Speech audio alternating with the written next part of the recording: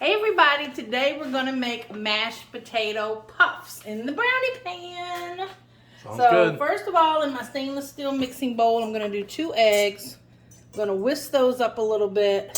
Anytime you're baking or even cooking, it's always good to open up those eggs in a prep bowl so that way you're not dealing with any shells. Yep. Make sure you're good to go with that. Then I'm gonna mix in my sour cream.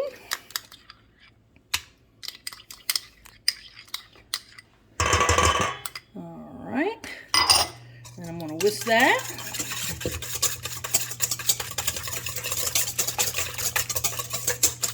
Okay.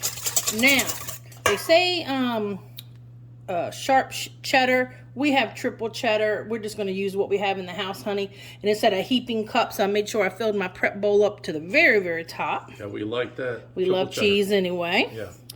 And the other type of cheese is Parmesan, honey. So let me move this for a second so you can see. I got some nice, beautiful, fresh Parmesan. Mm-hmm. Now, this is our new double-sided grater. Now, if I needed a lot, I probably would go ahead and keep it on the stand and use it this way and let it fall in. And that way you have the little measuring, amounts right on the side there. Yep, half cup, 1 cup, 2 cups.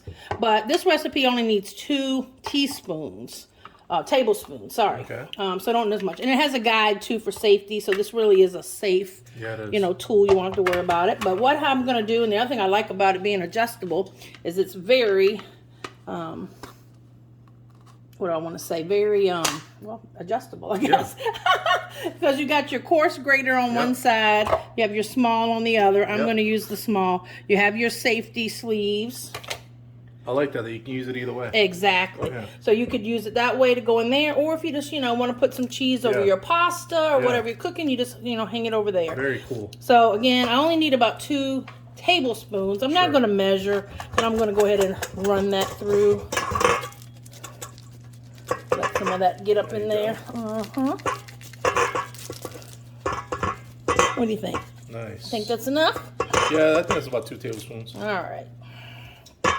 Good job, baby. Yeah, a little bit messy, but hey, it was fun. Oh yeah, bread and cheese. That's fine. All right, now we whisk this together. All right. Now, for the star of the show, I've already made about 3 cups of mashed potatoes.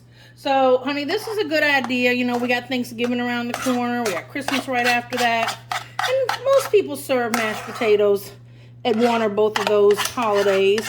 Sure. And this is just a way to jazz them up a little bit if you're going to be entertaining this year. Even something fun if you're going to have kids over, that kids would like to eat this.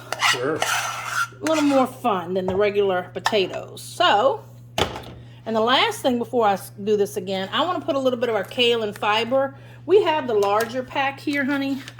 And we have the super veggie, which we like as well. And there's a pea and protein option. When I was cleaning out our spice cabinet, when we got our brand new Pampered Chef spice rack, I found that we had this trial size one that I never finished using. So let's do it. I'm going to put a little in there.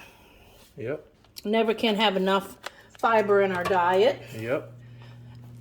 And you don't even taste this, right, honey? I've snuck it in everything. Brownies, ice cream, I put it in everything. You don't notice not at all. You don't notice it. Now that you mentioned kids, that's perfect for, mixing it in, they'll never know. The kids will never know. Any picky eaters you have. Yeah, and I'm a picky eater. Yeah, so you are, believe it or not. I don't taste it at all. Now look at that already. That's already looking good even before we bake it in the oven, honey. It looks looking really good. All right, the next thing we're going to do. Now, this recipe, which I'm thinking is not a true Pampered Chef recipe, because usually we don't grease or butter or anything, any of our baking pans, because they don't need it. But this one did say butter it, so I'm going to follow the instructions. Okay. Probably don't need it, but I did put just a tad bit of butter in all the wells. Okay. Okay. And I'm going to use my large scoop. Yep. So this is, good for way more than just cookie dough or brownie dough. I use it for all kinds of stuff. For everything. And it goes right in there. Make sure everything comes out even, cooks evenly. Everything's pretty much the same size. Yep. These are going to be good, honey. Oh, yeah. I'm looking forward to it. Yeah. And like I said, this just kind of steps up your mashed potatoes just a little bit, especially for the holidays. But you could do this any night of the week. to jazz it up and again make it fun. And then, Sure. honey, this is even better for leftovers for you. Yeah. Because they're going to end up being in a nice little, put a little more in that one, sorry. Going to come up in that nice little square is how it should come out. Like, you know how I've always made you, non-sloppy joes in here. Yeah. I've made you broccoli and cheddar, bombs in here.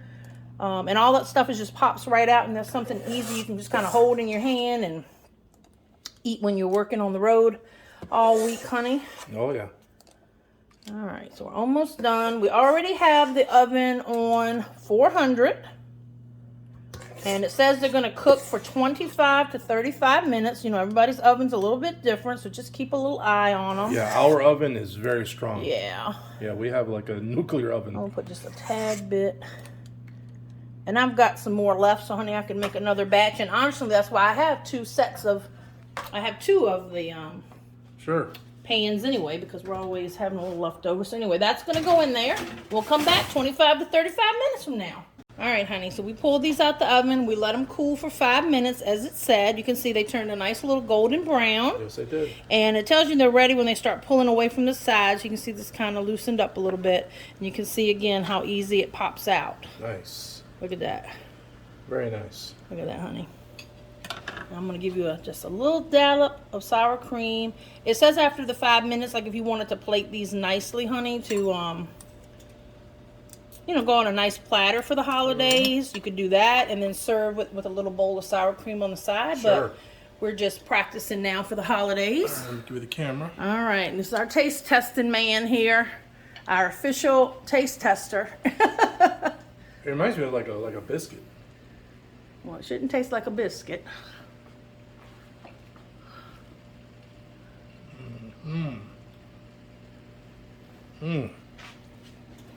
That's so delicious. I'm getting the fluffiness of the potatoes.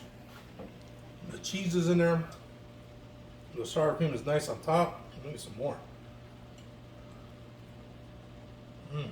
So mashed potato puffs. So Rico. kind of a little bit of a step up for your Delicious. family instead of just regular mashed potatoes. And like I said, you can plate them any way you want to make them look festive and pretty.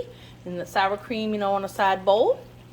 And then while we were waiting on those, we're actually whipping up a nice spaghetti squash and apple stuffing. So we'll have a different recipe for you later.